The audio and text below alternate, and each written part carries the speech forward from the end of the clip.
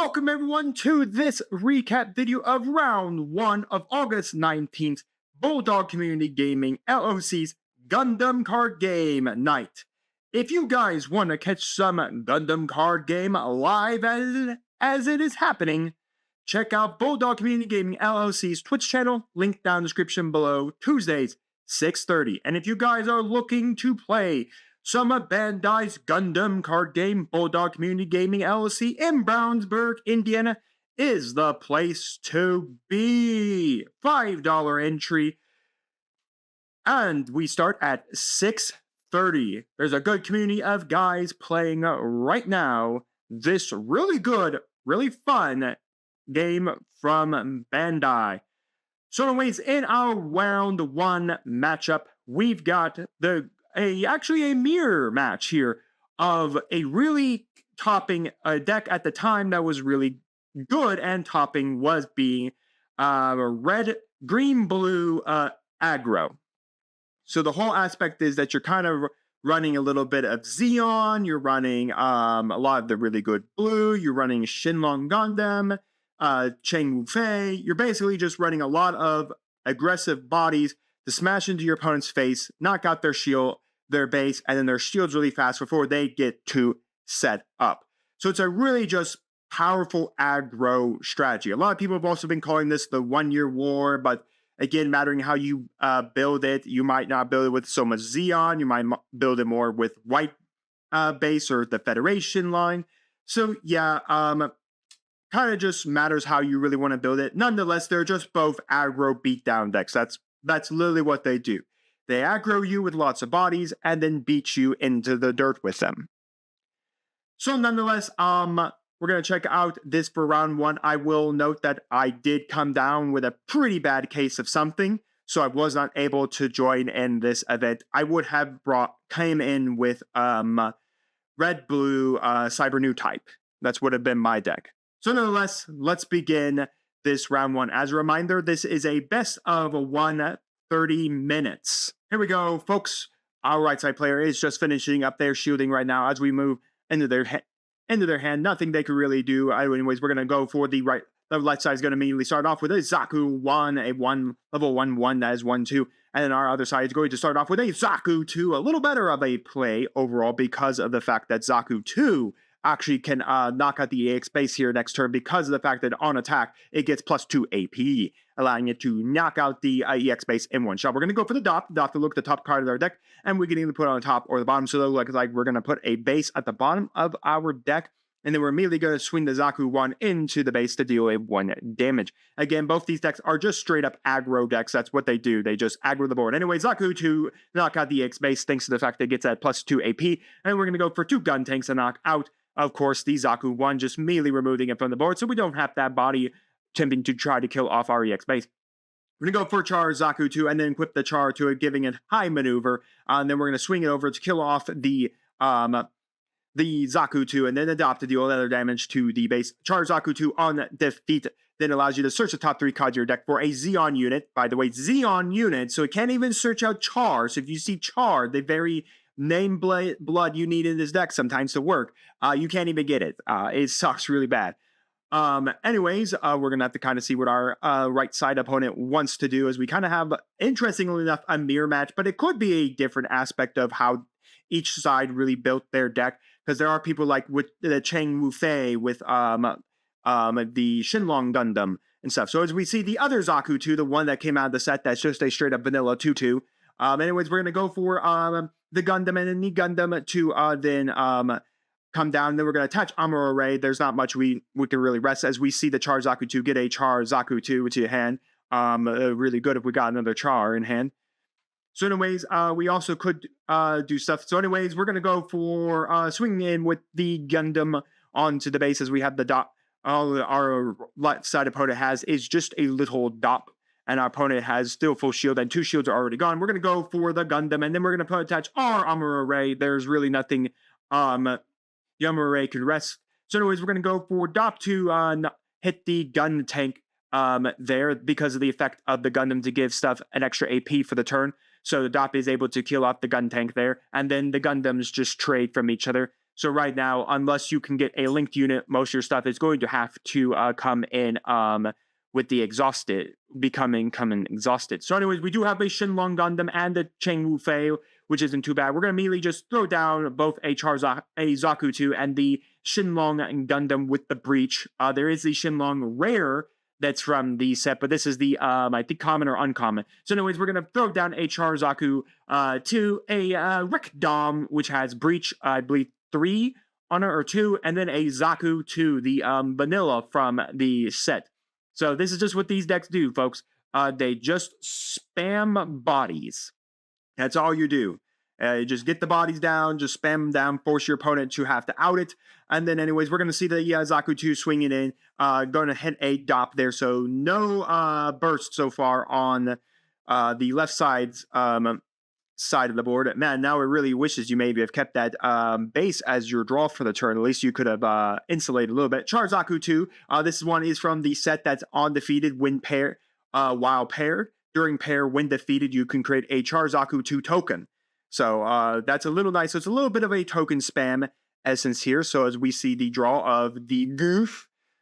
So anyways, we're going to put down a goof down to the board. It does create a Zaku 2 token. I believe a 1/1 Zaku 2 token on play or during deploy. Basically, that's their on-play context. So anyways, we're going to see another one. We're going to go for the Gun Tank to ping 1 damage onto the Zaku 2. We're going to swing the Rick Dom into that, so that will immediately breach and destroy the EX base. We're going to go for Zaku 2 to hit the shields. Then the Zaku 2 to hit the shields. We're immediately going to hit Siege Play. So that will then, I believe it allows it to deal damage to an opponent's unit or rest it. If it rests, it's kind of pointless here because it doesn't do anything. So no, it is going, okay, so it does just rest. So the goof is going to get rested. I guess there is a point to rest something because it does mean that you can go after it on your following turn here. So anyways, our opponent is going to get a Corsica base. This is a very popular base right now for this aggro strategy. When played, you can create a 4/2 𝐒𝐍𝐍𝐄𝐒 token, but if you already have a Corsica base in your drop, then you can create 2 1/1 Leos. It is right now played in this deck and is played in Cyber Newtype right now. So I have actually mixed up my Cyber Newtype with what kind of been the meta relevant Cyber Newtype now, and the Corsica base is now taking a spot. I'm doing a 2/2 split for my current. So anyways, we're going to go for the Angsha to knock out the Zaku 2 token, because again, it deals 1 damage to a rested enemy unit. So anyways, we're going to go for the Shenlong. Again, it does have breach as well, but we could attach a 𝐒𝐓𝐄𝐒 to it.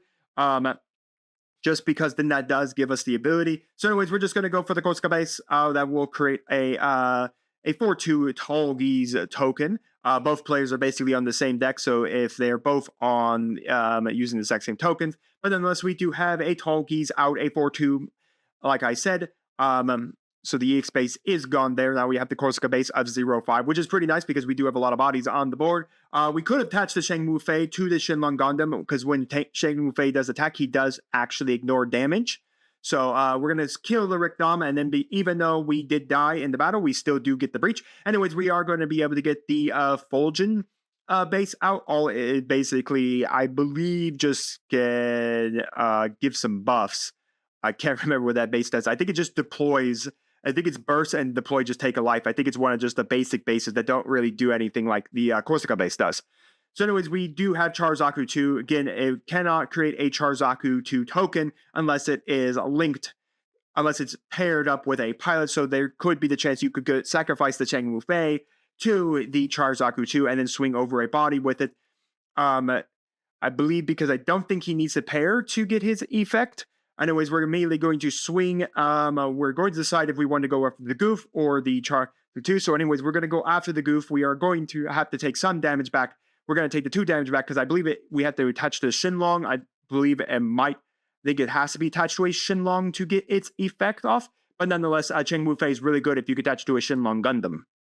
Whether or not you attach it to the breach one or you attach it to the rare. The rare would probably be your better choice if you're going to attach to 𝐒𝐓𝐄𝐒 to a Shenlong. So anyways, we're going to go 𝐒𝐓𝐄𝐒. 𝐒𝐓𝐄𝐒 does give breach to a Zaku, to a Zeon unit, and in this case, it can give it to the Zaku 2 because it is a Zeon. So the big question is, do we want to give anything else? We do have the Amuro Ray. It looks like they are going to go for a pay of 1. They're going to put Amuro Ray under the gun tank. Amuro Ray during pair does get to rest a level 4 or lower body on the board. Tokens are considered to be level 0. Anyways, we're going to go for the Zaku 2, killing off the Zaku 2. We will then get the, we should have the breach here. Anyways, looks like our opponent is getting their, or we're not getting our dice out because we just missed the fact that we had breach there on a Zeon unit. Anyways, we're going to make the Chaco 3-1 from the Zaku 2. Anyways, the Zaku 2 is going to kill off the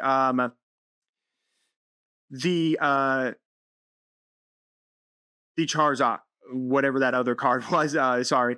Anyways, then we're going to go for the gun tank, killing off the Zaku 2 token, and then we're left with a G Flyer and then a Zaku 2. The G Flyer can allow, when it is, I believe it is during pair, you can give a, it's when played, you can give a white base unit, or a Federation unit, high maneuver, so it could just ignore blockers, which is pretty nice. So anyways, we're going to go for the gun cannon, and then an Anksha to really do nothing else. Basically, all we're doing here is we're just spamming up bodies.